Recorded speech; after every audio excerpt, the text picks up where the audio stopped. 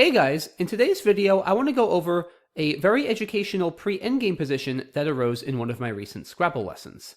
Now, the solution to this position isn't going to involve any sort of crazy flashy words or setups or anything like that I sometimes feature in my other videos. The reason I wanted to dedicate a video to this position is because I think it very nicely illustrates an important concept in late game Scrabble positions that a lot of people either completely overlook or struggle to grasp.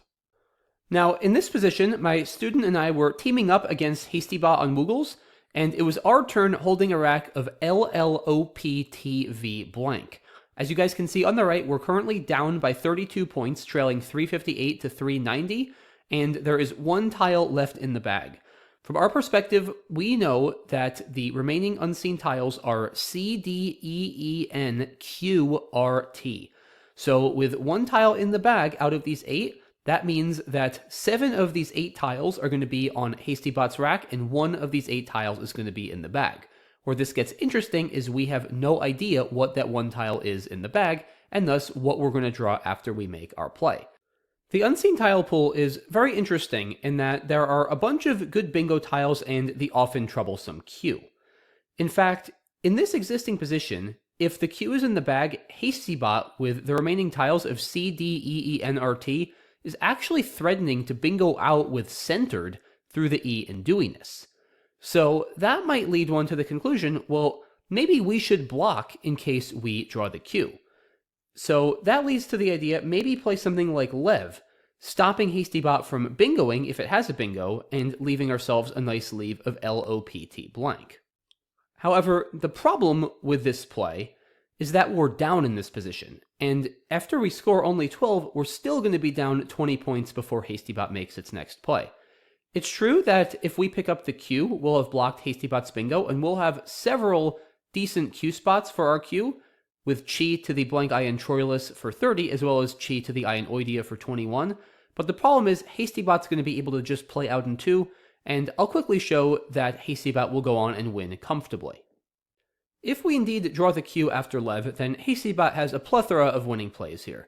One such option is Cred for 23 points next to the D and O of Dognapper. With E and T, it's very easy to see that Hastybot is threatening to go out in several different areas of this board. So our best bet here is to offload our Q with Koff for 35 points making Levo, and we do get within 8, but now Hastybot just goes out. Its best out is Net for 18 points, and it ends up winning by 30, 435 to 405. So this illustrates the problem with playing Lev in the original position. We're simply down too many points to be able to afford the luxury of scoring only 12 while blocking Hastybot's possible bingo. It's also worth mentioning that even if Hastybot happens to have the Q after Lev, it's going to win easily. It's going to drop it with Chi next to the Iron Troilus for 30, and that's going to put Hastybot up by 50 points, since remember, Hastybot is still starting up by 20 after our play of Lev. And I won't go through every possible endgame, but it's not hard to see that there is simply no way with LOPT blank and one of the remaining tiles that we're going to be able to score enough points in the endgame. Remember, we're only going to have 6 tiles on our rack after Lev, so we're not going to be able to bingo. Now, the last point might make you wonder, well, if Lev only leaves us with 6 tiles in the endgame, is there another play that might be better that leaves us with the full 7 tiles and thus the potential to bingo out and win? In other words, is there a way in the original position we might be able to fish off one tile and threaten an out bingo? It's not a bad thought, but unfortunately, there's nothing to fish for here. The biggest problem with fishing is that it's impossible for us to play off our most troublesome tile, namely the V, in a way that opens up another bingo line. In fact, there's only one possible place to play the V on this entire board, namely Avo between the A in Sautéing and the O in Dognapper. And the problem with this placement, like I mentioned before, is it doesn't create another line for us to bingo. And remember, since we're emptying the bag, we need to have a bingo that plays in not just 1, but 2 or more spots on the board, because if it only plays in 1 spot, then our opponent can simply block that, holding on to win the game. In fact, there is only one possible tile in this pool that will give us a playable bingo. It is the R, which would allow us to play either Roll Top or its anagram of Trollop on the 13 row, hooking Ya to make Yap. If we don't draw the R, it's very easy to see that Hastybot is going to win because we're only scoring 6 points with Avo. And even if we do draw the R, the problem is Hastybot's most natural play, once again, just dropping the Q with Chi above Troilus for 30 points, happens to also obstruct our bingos. So Hastybot could kill 2 birds with 1 stone, getting rid of its Q and scoring points while also taking away our bingos. It's very easy to see that even if we draw the R after Chi, we're not going to be able to make up our over 50-point deficit in the resulting endgame, and Hastybot is going to win. So playing Avo, not going to work regardless of what we draw out of the bag. The most logical tiles to fish off next to the V would be either the P or one of our Ls, but neither of them are going to work. For instance, the most logical P-fish would be Op for 8 because it also sets up another line down the L column. The problem is there is no tile we can draw that gives us any playable bingos after Op. And it's a similar story after L over here, again threatening potential 7s down the L column. Unfortunately, given what's in the pool, we can't draw anything there or through the E and Dewiness, or for that matter anywhere else on the board. So fishing here is pointless because there's nothing to actually hit. So we now know that fishing doesn't work, and as we discussed earlier, trying to block a potential out bingo for Hastybot with Lev is going to fall short whether or not we actually draw the Q. Now, our analysis of Lev leads us to the first of 2 important and related principles I want to cover in today's video. The principle is as follows.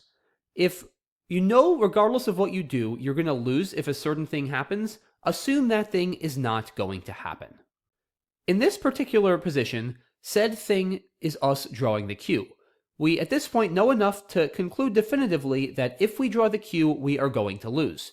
We saw earlier that if we try to block Hastybot's out bingo with Lev, we're going to lose if we draw the Q, and obviously if we try to fish or score elsewhere on the board, Hastybot's just going to bingo out with centered, winning the game instantly. So that means, by the principle I mentioned before, we should at this point simply assume we're not going to draw the Q. Now, what's the logic behind this? Well, the idea is simply that if no matter what we do, we know we're going to lose when we draw the Q, then it's completely useless for us to worry about the possibility of us drawing the Q. Instead, we should focus on, alright, if we know we're going to lose when we draw the Q, so be it. How can we at least maximize our chances to win when we don't draw the Q? And that's what segues us into the next part of our analysis. We're now operating under the assumption that we're not going to draw the Q. Now, if we don't draw the Q, what does that mean? It means that Hastybot has the Q. So we can expect that on Hastybot's next turn, it's going to play Chi above the I in Troilus for 30 points. Or if we decide to block that, Chi to the I in Oidia for 21. So after the bot plays the Q in either of these situations, it's going to be left with a pretty flexible rack since all of the remaining tiles are fairly easy to work with. So what that tells me is we don't really want to allow Hastybot another turn after it plays off the Q, because it's probably going to be able to score well while also offloading a bunch of its remaining tiles. So if I want any chance of winning this game, I more or less need to make a play now, have Hastybot drop the Q, and then go out on my turn after that. But I need to not only do that, I need to score a lot of points while doing that. And the more and more I looked at the board, the more I realized how difficult that was going to be, and thus how much of an underdog we really were in this position. And that's when my mindset shifted from what play might give me the best shot to win to what play might even give me any shot to win, since everything I was seeing felt like it was going to fall a good amount short regardless of what I pulled from the bag. And that's what led me to think, alright, if I could draw any tile from the bag, what would be my preference? And that at least was a fairly easy question to answer. What am I currently lacking? Vowels. If I want to play out in 2 and have the flexibility to score a lot of points, most likely I'm going to want to draw a vowel. And the only vowels remaining are the 2 E's. So I figured my best chance at getting a high enough scoring out in 2 was going to occur if I drew one of the 2 E's. And that's when I remembered key principle number 2, which is sort of the converse of key principle number 1. If the only way you can win a game of Scrabble is for something to happen, assume that something is going to happen.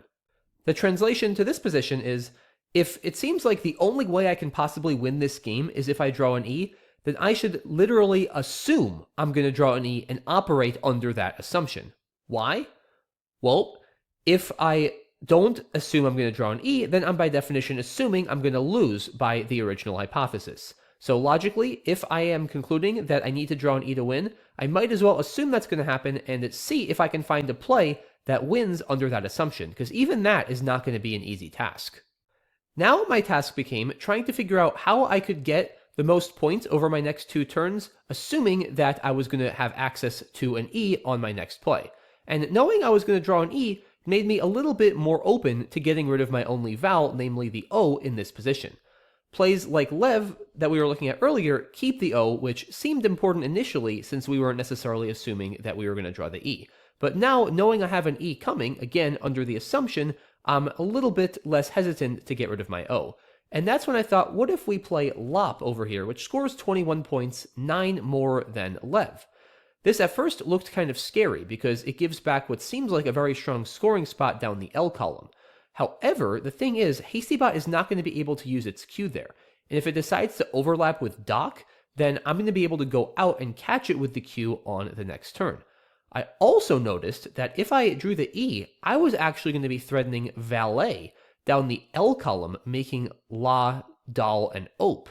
And I needed to do more precise math, but it seemed like that might just be enough to eke it out. Let's see if it was. We indeed did play Lop, and fortunately, we drew an E. So that meant Hastybot had C, D, E, N, Q, R, T. Hastybot, as expected, dropped its Q for 30 points, and we went out as planned with Valet for 28. Was it enough? That got us to 407, and we got 18 more points from Hastybot's unplayed 6 remaining tiles. That brought us to a victory by a margin of 5, 425 to 420. This is precisely what happened during the game, and I did calculate this correctly. However, there was another possibility we needed to dispose of after Lop. We also had to calculate what would happen if Hastybot didn't play Chi, but instead played Sint, scoring 29 points. With this play, Hastybot does keep the Q, and I'm going to get 20 extra points from it, but Hastybot blocks Valet, which is by far my highest scoring outplay. So how do the numbers work out? With this play, Hastybot takes a 40-point lead, and with DQR left, that means I'm going to get 13 times 2, or 26 points after I go out. So that means I need 40 minus 26, or 14 points with ELTV blank to go out to tie the game, more than 14 to win. And guess what? Velvet plays through the E in Dewiness for 16 points. So that means I would have gone on to win by 2, 421 to 419. So indeed, Lop in the original position does win if we draw an E. And we were able to precisely calculate this before we made the play, so you can imagine it was super satisfying for us when we actually drew an E and the win that we planned for materialized. It turns out, according to the Macondo engine, Lop is one of only 2 plays that ever have a chance to win. The other play is the exact same idea, but instead of Lop, it's top in the same spot, counterintuitively keeping both L's. But again, if I draw the E, I'm going to win. Because in that case, I'll be threatening Level down the L column, making Dal and Op, as well as Levels, of course, through the E in doing this. And the math is more or less the same as the last example, so I won't go through it in detail. Whether Hastybot drops the Q or plays next to Doc, I'm going to win after I go out on my next play. Both Top and our actual play of Lop win if and only if we draw an E. The odds of that are 2 in 8, because there are 2 E's out of 8 unseen tiles, so that's 25%. Certainly not super likely, but much better than nothing, and as it turns out, the 25% chance materialized. It's always really satisfying when a fairly low probability chance materializes, especially when it's your only chance to win and you calculate everything correctly going into it. Now, you might still be thinking, this is all great, Mac, and it's awesome that you found Lop, but there's just no way in the original position I would be capable of calculating all this. And what I'd say is, it's certainly not easy. I'm not here to say this is super easy, or that watching this one 12 or so minute video is going to make it easy. But I think if you keep those 2 principles in mind, that'll really help simplify a lot of these seemingly difficult pre-endgames. Once again, and these 2 are basically converses of one another. Principle number 1. If you know that you're going to lose regardless if something happens, then assume that thing is not going to happen. Principle number 2. If the only way you can possibly win is for something to happen, assume that thing is going to happen. If you use both of those, this position becomes a lot easier.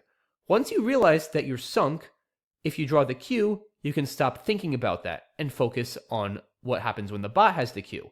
That leads you to trying to go out in 2, and that in turn leads you to the second principle, where you think, I'm almost certainly going to need an E to get a good enough out in 2.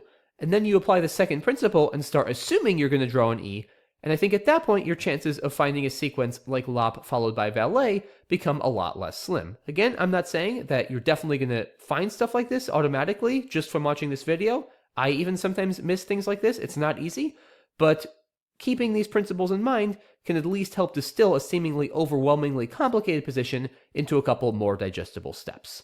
So that's all I wanted to show you guys for this video today.